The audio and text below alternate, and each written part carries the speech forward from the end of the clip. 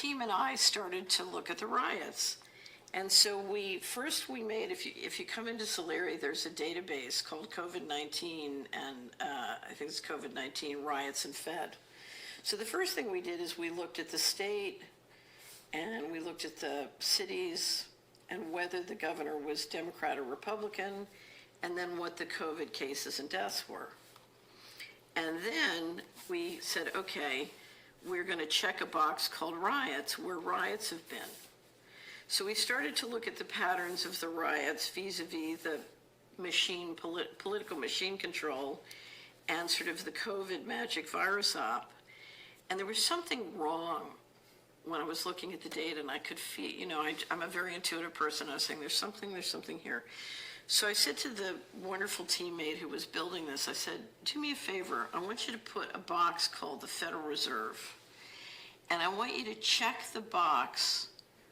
There are 12 banks, 1 headquarters, and then the branches for a total of 37 locations.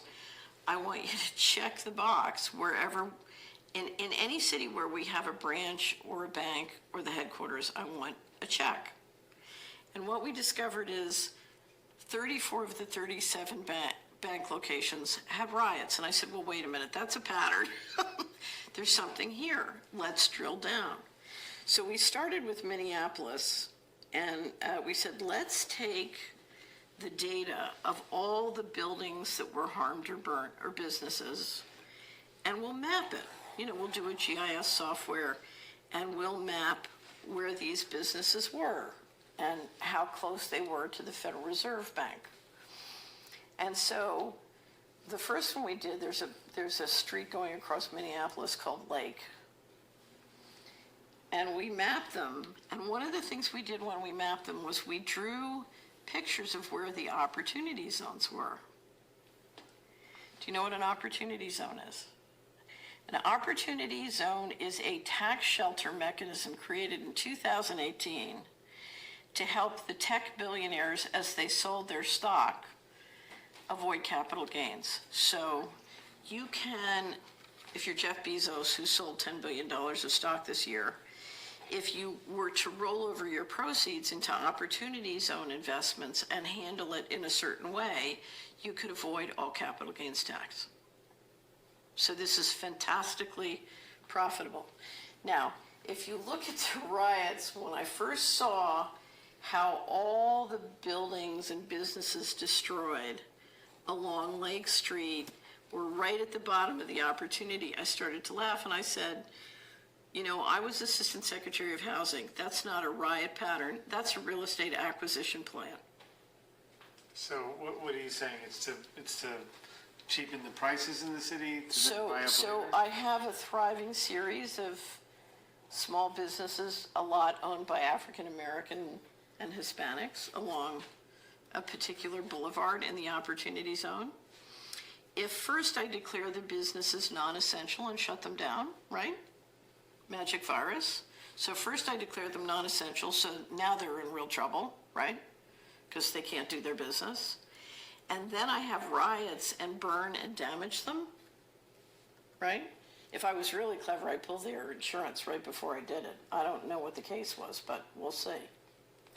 So now their business is shut down.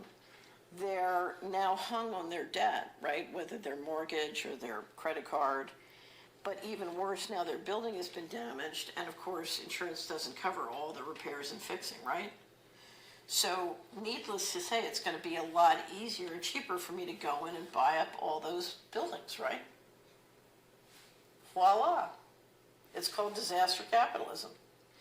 So we then mapped, we did Minneapolis, then we mapped Kenosha, then Portland, and now we're doing a place in Ohio. And the patterns we're seeing, if you look at the clusters of where the damage is, just speaking as Assistant Secretary of Housing, those are, in my opinion, real estate acquisition plans completely, especially when they come on top of declaring all those small businesses non-essential and shutting them down or restricting them. I'm sure you got a lot of restaurants in there. Yeah. So, for example, if you look at San Francisco, 49% of the businesses in San Francisco are expected to be out of business by the end of the year. Do you know how much real estate you're going to be able to pick up cheap on this? It's phenomenal.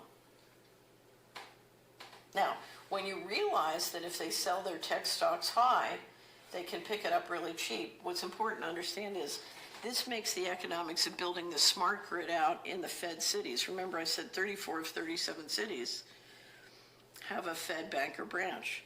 So this makes building out the smart grid around the Fed banks much cheaper, which I'm assuming you want to do if you're going to come out with a crypto system.